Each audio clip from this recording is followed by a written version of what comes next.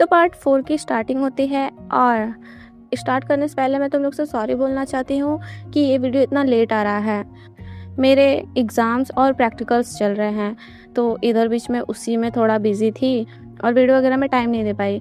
उसके लिए I am so sorry. But अब मेरा प्रैक्टिकल ख़त्म हो गया है, तो अब मैं कंटिन्यूअसली वीडियो वगैरह अपलोड करती रहूँगी और इसके पार्ट्स आते रहेंगे। तो पार्ट 4 की स्टार्टिंग होती है और अभी तक हम लोग देखे थे होजो कैरा से फाइट कर कर एमा को अपने साथ अपने अपार्टमेंट लेकर आता है एंड वो बहुत ज़्यादा ही एमा पर गुस्सा हो रहा था और वो एमा से पूछ रहा होता है कि तुमने मुझे पहले ये सब क्यों नहीं बताया। और एमा बेचारी यहाँ बस होजो से डर रही होती है, बट होजो इतना ज़्यादा गुस्सा है और इतना ज़्यादा जेलस है कि वो एमा के साथ फोर्स करने लगता है इंटीमेट होने को।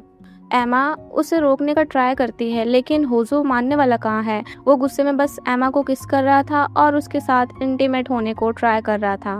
एमा जब रोकते रोकते उसे थक जाती है तो वो बिल्कुल शांत पड़ जाती है, लेकिन जैसे ही होजो को रियलाइज़ होता है कि ये मैं क्या कर रहा हूँ, वो तुरंत एमा से सॉरी बोलने लगता है और उसे हक करने लगता है और बोलने लगता है कि मैं तुमसे इतना ज़्यादा प्यार करता हूँ कि अब मैं खुद पर कंट्रोल नहीं कर पाया।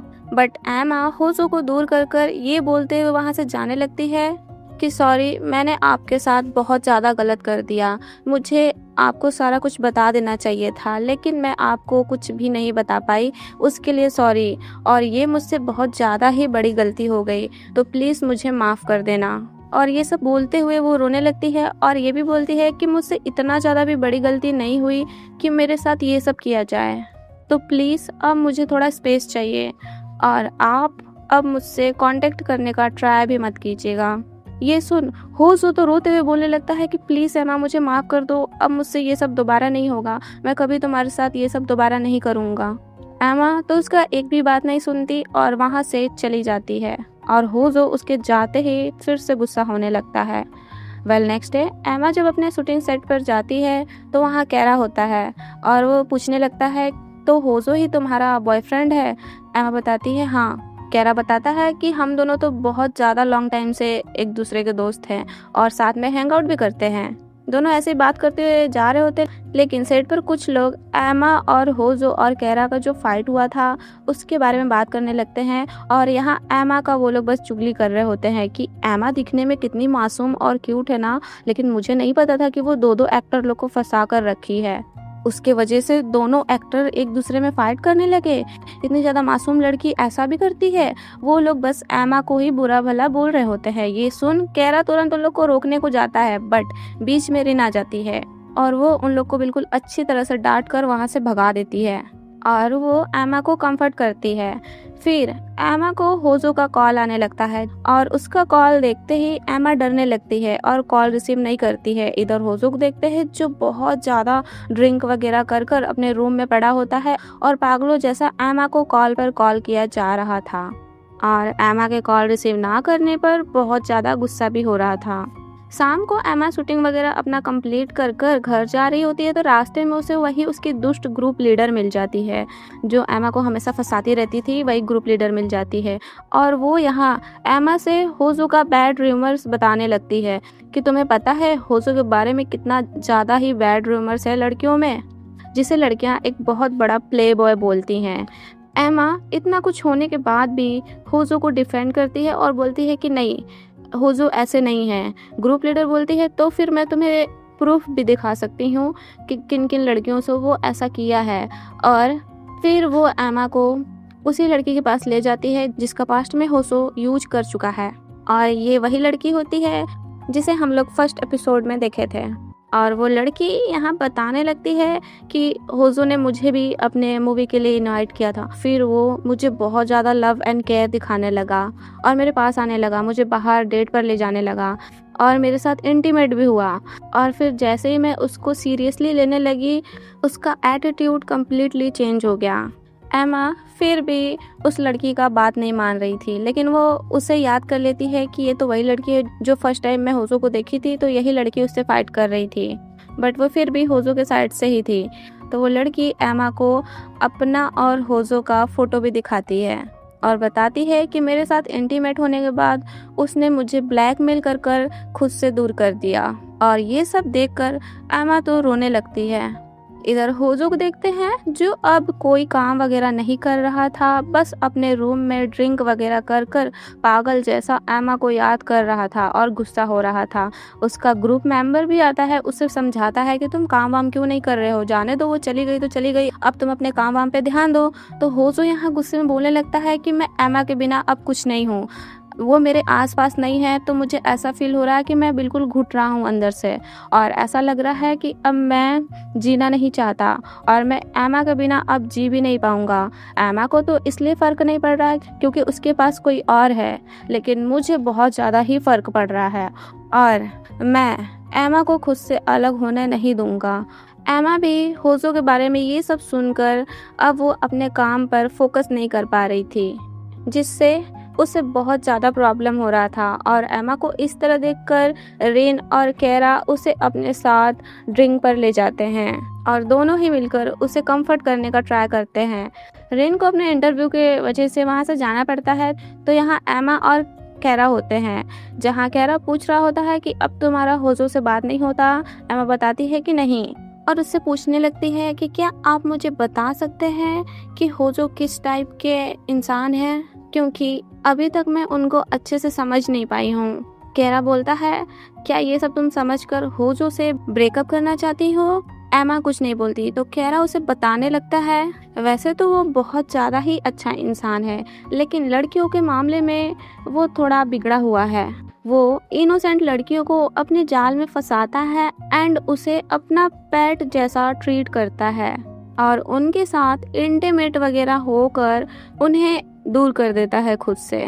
उसने तो तुम्हें भी लेकर मुझसे बैटल लगाया था कि तुम्हें 3 मंथ्स में वो फंसाएगा अपने जाल में, और उसने वैसा किया भी। ये सुनते ही एमा तो बिल्कुल शॉक हो जाती है, रोने जैसा फेस बनाकर सैड होने लगती है, लेकिन केरा के सामने वो नॉर्मल बिहेव करती। और इधर होजो को देखते हैं जो अब सच में बिल्कुल पागल जैसा इधर उधर बस पड़ा रह रहा था और वो अपने टेरेस पर ऐसे ही पागल जैसा बैठा था। तभी उसे एमा का कॉल आता है, जिसका कॉल देखते ही वो एक्साइटेड होकर बात करने लगता है। एमा उसे इसलिए कॉल की होती है क्योंकि होजो उसे बार बार कॉल कर कर परेशान कर रहा था। तो अब एमा फाइनल डिसीजन ले चुकी है कि अब उसे क्या करना है, होजो के साथ रहना है या फिर उससे ब्रेकअप करना है। तो इसीलिए एमा कॉल की है और वो बोलने लगती है कि सॉरी, मैंने आपका कॉल नहीं रिसीव किया इतने टाइम से, लेकिन अब मैं आपसे बात करना चाहती हूँ। होजो तो बिल्कुल हैप्पी हो जाता है और बोलता है कि हाँ हाँ बोलो एमा, और मुझे माफ़ कर दो, मैंने जो भी गलती किया। और यहाँ एमा उसे फिर बोलने लगती है कि हम दोनों को अब ब्रेकअप कर लेना चाहिए क्योंकि अब मैं आपके साथ नहीं रहना चाहती। और वो अपना गुस्सा भी दिखाने लगती है कि मुझे पता चल गया है आप कैसे मासूम लड़कियों को फंसाकर उनको हर्ट करते हो। जैसे आप दिखते हो और जैसा आप मेरे सामने बिहेव करते हो वैसे तो आप बिल्कुल नहीं हो। और ये सब बोलकर वो कॉल कट कर कर बिल्कुल फुट फुट कर रोने लगती है। इधर होजो को देखते हैं जिसका हालत बिल्कुल ख़राब हो जाता है ब्रेकअप का नाम सुनते ही, और वो सुसाइड करने का भी सोचता है, लेकिन फिर वो पागल जैसा हंसने लगता है और बोलने लगता है कि तुम्हें क्या लगता है तुम मुझसे दूर हो जाओगी, तो ये भूल जाओ क्योंकि अब मैं तुम्हें खुद से कभी दूर नहीं होने दूंगा, क्योंकि अब मैं तुम्हारे बिना नहीं रह सकता तो तुम भी अब मेरे बिना नहीं रह सकती। और ये सब बोलकर वो क्रीपी सा स्माइल करने लगता है और अब होजो बिल्कुल साइको बन गया है। नेक्स्ट डे हमें दिखाया जाता है डायरेक्टर केरा और एमा को साथ में बुलाते हैं और उन्हें बोलने लगते हैं कि इस मूवी में तुम दोनों एक कपल हो, तो अभी तक शूटिंग करते टाइम मुझे ऐसा फील नहीं हुआ कि तुम दोनों कपल हो, तो क्यों ना तुम दोनों साथ में थोड़ा प्रैक्टिस करो और साथ में थोड़ा टाइम स्पेंड करो ताकि तुम दोनों एक दूसरे के साथ अच्छे से कंफर्टेबल हो जाओ और एक्टिंग करते टाइम भी तुम अच्छे से कंफर्टेबली कर पाओ। और यहाँ थोड़ा थोड़ा ऐसा लगता है कि केरा ने ही ये सब डायरेक्टर को बोलने को बोला होता है ताकि वो एमा के क्लोज आ पाए। तो वही डायरेक्टर उन दोनों को बोल रहे होते हैं कि थोड़ा साथ में टाइम स्पेंड करो और थोड़ा एक दूसरे के साथ अच्छे से रहो, कपल जैसा थोड़ा बिहेव करो एक दूसरे के साथ ताकि एक्टिंग भी अच्छे से कर पाओ। तो वही सब दोनों डिसाइड कर रहे होते हैं एमा एंड केरा कि कहाँ जाया जाए, कहाँ साथ में हम लोग टाइम स्पेंड किया जाए। तो केरा एमा से बोलता है कि क्यों ना मेरे अपार्टमेंट चलो। एमा बोलने लगती कि नहीं, आप इतने ज़्यादा पॉपुलर हो, अगर मैं आपके अपार्टमेंट में गई तो हमारा फ़ोटो लीक हो जाएगा और आपके बारे में लोग उल्टा-फुल्टा बोलने लगेंगे। और ये बोलकर वो बोलती है कि क्यों ना आप मेरे घर चलें, क्योंकि अभी मेरे फैमिली वाले रिलेटिव के घर गए हुए हैं, तो मेरा घर अभी खाली है, तो चलिए हम लोग मेरे घर चलते हैं और साथ में थोड़ा प्रैक्टिस वगैरह करते हैं, टाइम स्पेंड करते हैं। और ये सुनते ही कैरा तो बिल्कुल हैप्पी हो जाता है। इधर होजो को देखते हैं जो वही फेमस एक्ट्रेस से मिलने गया होता है, और ये एक्ट्रेस होजो की पास्ट में गर्लफ्रेंड भी रह चुकी है, और वो होजो का ये हाल देखकर उसके ऊपर हंस रही होती है और उसे एक इंटरेस्टिंग बात बताने को बोलकर उसके क्लोज होने लगती है। फिर हम कुछ टाइम बाद देखते हैं होजो एमा का लोकेशन ट्रैक करते हुए उसके घर जाता है, तो अपने कार में से ही देखता है कि एमा के घर के बाहर कैरा आया है, और वो उसे देखकर गुस्से में सोचने लगता है कि आखिर ये यहाँ क्या करने आया है।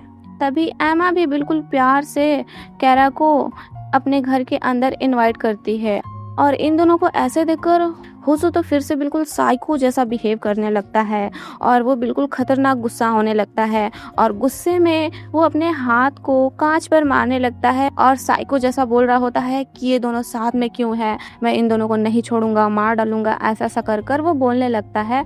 और इतना ज़्यादा वो ऐसे मुक्का मारता है कि उसके हाथ से ब्लड भी आने लगता है, क्योंकि वैसे ही वो एमा की तरफ बहुत ज़्यादा पॉजेसिव है, और अब वो और ज़्यादा जेलस होने लगा है। और यहाँ होजो बिल्कुल साइको लग रहा था, एकदम साइको। और ये पार्ट यहीं ख़त्म हो जाता है। आगे क्या होता है, होजो क्या करता है कैरा के साथ और एमा के साथ, ये सब तो हम लोग नेक्स्ट पार्ट में देखेंगे। And thanks for watching, bye bye.